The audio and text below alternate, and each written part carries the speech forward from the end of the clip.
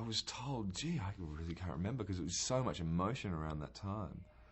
I think initially I was quite philosophical about it because I think I'd been told on the phone or something like that. It's like, okay, yep, this is just life as an actor. You know, it's not my first job, won't be my last, and you come in and out of families all the time, and this has been a special one, but that's its time. But then when I got onto set and started to see everyone, especially the great mates I'd made over time, it was then that it really hit me as quite an emotional experience. That 4.5 years with these people doing, for me, 12 to 16-hour days, 5 days a week. It's just an incredible amount of time to spend with people. So they become such integral parts of your life. And that was when it became incredibly upsetting and couldn't believe it. And there it was. It was gone.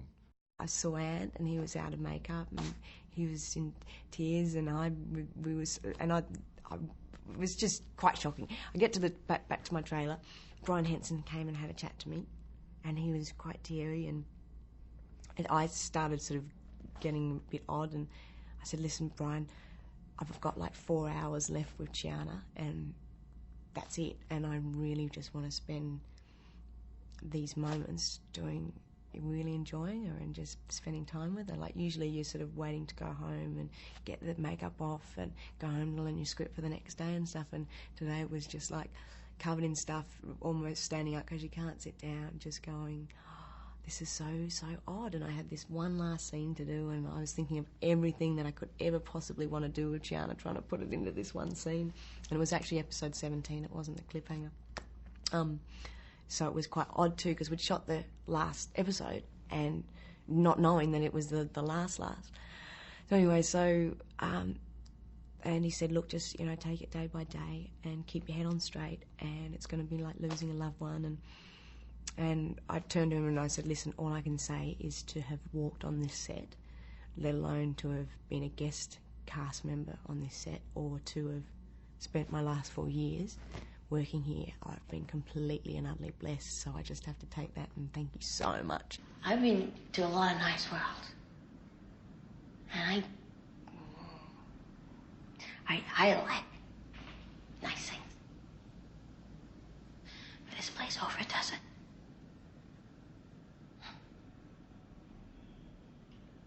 We're famous for that. Well, that's okay. As long as you got someplace to go. When you screw this one up. Happens. You know? No questions. Out. Go. Can we talk some more? I'll turn off the camera and close my eyes. Oh, I don't want to. Go away. Please, come on. Oh. Come on. Do you know how much one picture of you naked is worth? I could retire.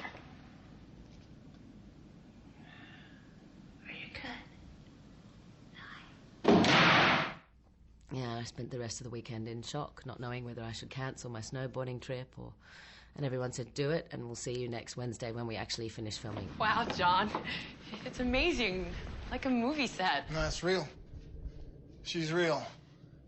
Touch her. The last scene, it was like the theatre. Crew, actors who'd been on the show in series 1 or 2, came out for the last roll of the dice. And all these big, burly men hugging and tears, and Benny was just a mess, and he just literally grabbed the page for the scene, grabbed it, stoically walked out there and did it. And the girl who played opposite him, she must have been thinking, what's been going on out here? My friends are going to have to leave anyway. What about you? I don't know.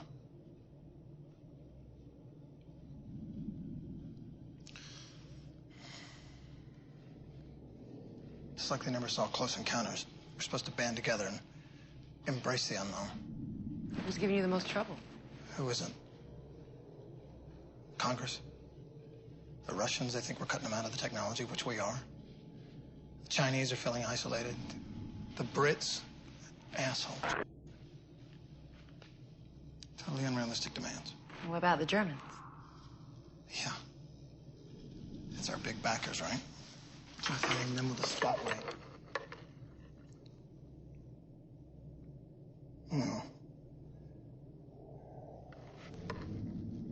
reckon that they'd all just assume the FarScape project.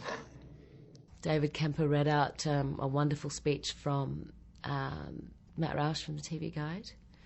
Very generous comments that he made, and I got quite drunk, which I don't do often. So that's when I heard the news, it was crazy. We didn't do anything wrong. We did a great job, and they cut us off before we finished telling the story. And I've talked to a lot of people, and Andrew and Ben, and the big regret is we didn't get to finish the story. And we all know that the house is like 80% painted, but we didn't screw up. We got on the web, and there was just this, it got leaked somehow. I think Ben and David went on the web and did a chat. I heard there was going to be a chat informally on the sci-fi.com bulletin board. Somebody said, hey, you know, some of the cast are going to speak tonight. David Kemper wants to speak tonight. Drop on by. I think they got over 600 people in the chat room that night. They've since exceeded it, but that was a record, I think. I was in on the chat room when David Kemper and Ben Browder and Ricky Manning were on, and I just kind of sat in stunned silence for a few minutes. There was not much to say. It was I had a bad week already, and just kind of the icing on the cake that week. And I was shocked. I could not believe it.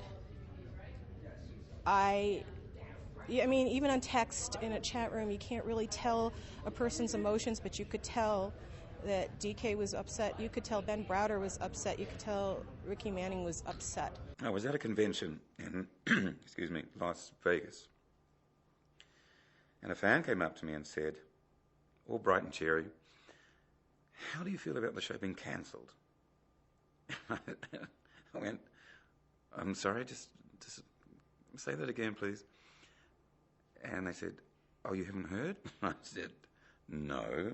Is there something I should know? And they said, oh, sorry, well, yes, it was on the net last night. I'm going, oh, really? Okay, well, because I had just flown up from Australia and finished working on Pilot the day before I flew out. So I'd been out of Australia 3 days. And I'd left on the Wednesday, and the person came up to me on the Saturday. And I said, well, if you don't mind, you'd better confirm it for me, because as far as I know, I'm going back to a show. And sure enough, they brought in a transcript on the following day, and the show had been well and truly cancelled. Obviously, you know, sad, pissed off, frustrated,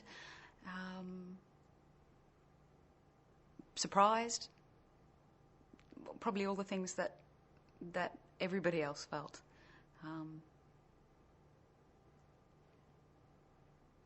And ultimately a sense of, well, that's showbiz. That's, you know, that's the reality of this business and life. You know, disappointing things happen and you get on with your life. I thought, oh, but I'm an actor. I mean, nobody told me, but you go, oh, well, you know, nothing lasts forever, and that's an actor's life. I cried. It was very upsetting. I think Sci-Fi made a very big mistake because it's been their flagship show for so long. It brought so many new viewers just to their channel. That was a shock, really, because we had all thought that you'd be going on to season 5. I just want to see the show end in the way that the creators wanted it to end. You know, I don't like being left with a cliffhanger, and I just want to see what happens to John Crichton and everybody else. So I don't care how long it takes. I just want to see the end of the show. They deserve to finish their story in one way or another, and I hope they get that chance. I was in the chat when David Kemper announced that the show was canceled. That was about 10 o'clock at night, and the site was up by 4 o'clock that morning. We're not just going to sit quietly by and, you know, watch something else. We're going to make our voices heard.